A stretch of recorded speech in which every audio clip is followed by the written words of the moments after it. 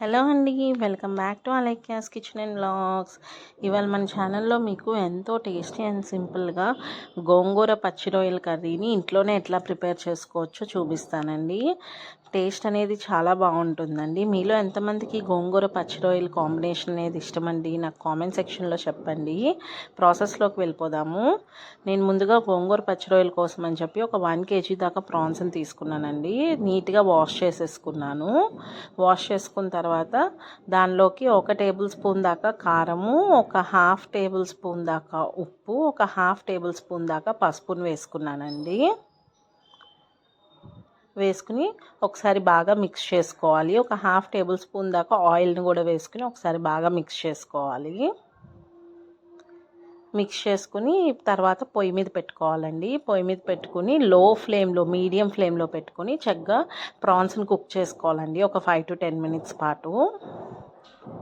మనం ఎటువంటి వాటర్ అనేది యాడ్ చేయకూడదండి. చూసారు కదా, మనకి ఇలా ప్రాన్స్లోనే వాటర్ అనేవి వస్తాయి. ఈ వాటర్ అంతా కూడా బాగా మొత్తం ఎగిరిపోయే వరకు కుక్ చేసుకోవాలండి ప్రాన్స్ని. మనం ప్రాన్స్ని ఇలా ముందు కుక్ చేసుకోవడం వల్ల మనకి నీచు వాసన అనేది ఉండదు. తర్వాత స్టవ్ ఆఫ్ చేసేసుకోవాలి. తర్వాత నేను ఇక్కడ గోంగూరను ఉడికించుకోవడం కోసం అని చెప్పి నేను పొయ్యి మీద ఒక కడాయిని పెట్టుకున్నానండి. కడాయిలోకి ఒక 1/2 టేబుల్ స్పూన్ దాకా ఆయిల్ని వేసుకున్నాను. ఆయిల్ హీట్ అయ్యాక నేను ముందుగా క్లీన్ చేసి పెట్టుకున్న ఒక 4 చిన్న కట్టల గోంగూరని వేసుకున్నానండి.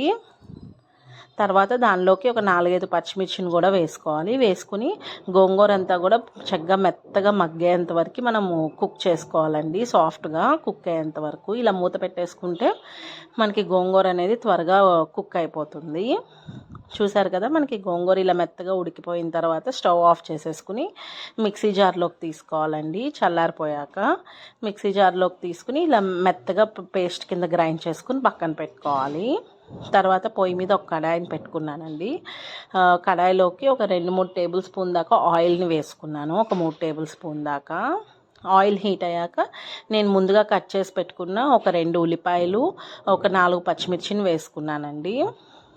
తర్వాత దానిలోకి ఒక 1/2 టేబుల్ స్పూన్ దాకా పసుపును కూడా వేసుకున్నాను. వేసుకుని మనకి ఉల్లిపాయలు అనేవి చక్కగా గోల్డెన్ బ్రౌన్ కలర్ వచ్చేంత వరకు కుక్ చేసుకోవాలి. మనకు ఉల్లిపాయలు పచ్చిమిర్చి కుక్ అయ్యాక నేను ఇక్కడ 1 టేబుల్ స్పూన్ దాకా అల్లం వెల్లుల్లి పేస్ట్ని వేసుకున్నానండి. వేసుకుని పచ్చివాసన పోయేంత వరకు ఒక 5 నిమిషాల పాటు ఫ్రై చేసుకోవాలి. మీలో ఎంతమందికి గోంగూర పచ్చి రొయ్యల కాంబినేషన్ అంటే ఇష్టమండి? నాకు కామెంట్ సెక్షన్లో చెప్పండి. తర్వాత నేను ఇక్కడ మనం ముందుగా కుక్ చేసి పెట్టుకున్న ప్రాన్స్ని వేసుకున్నాను. వేసుకుని ఒకసారి బాగా మిక్స్ చేసుకోవాలి.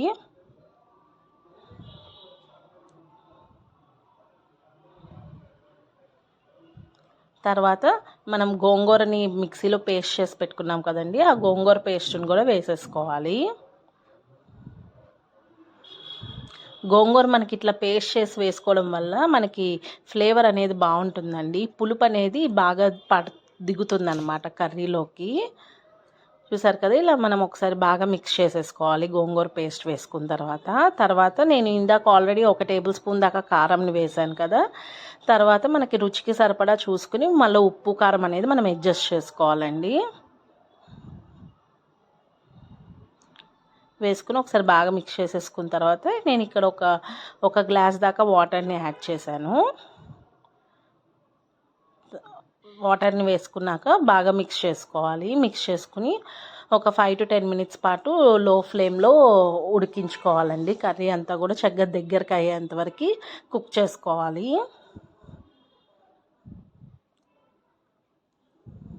చూసారు కదా, మనకి కర్రీ చక్కగా ఇలా దగ్గరికి అయ్యాక ఇంకా లాస్ట్లో ఫైనల్గా 1 టేబుల్ స్పూన్ దాకా గరం మసాలా పౌడర్ని వేసుకుని ఒకసారి బాగా మిక్స్ చేసేసుకుని ఇంకా స్టవ్ ఆఫ్ చేసేసుకోవడమేనండి. అంతేనండి, ఎంతో టేస్టీ అండ్ సింపుల్గా మనకు గోంగూర పచ్చి రొయ్యల కర్రీ అనేది రెడీ అయిపోయింది. Thank you for watching my video అండి. If you like my video please subscribe to my channel.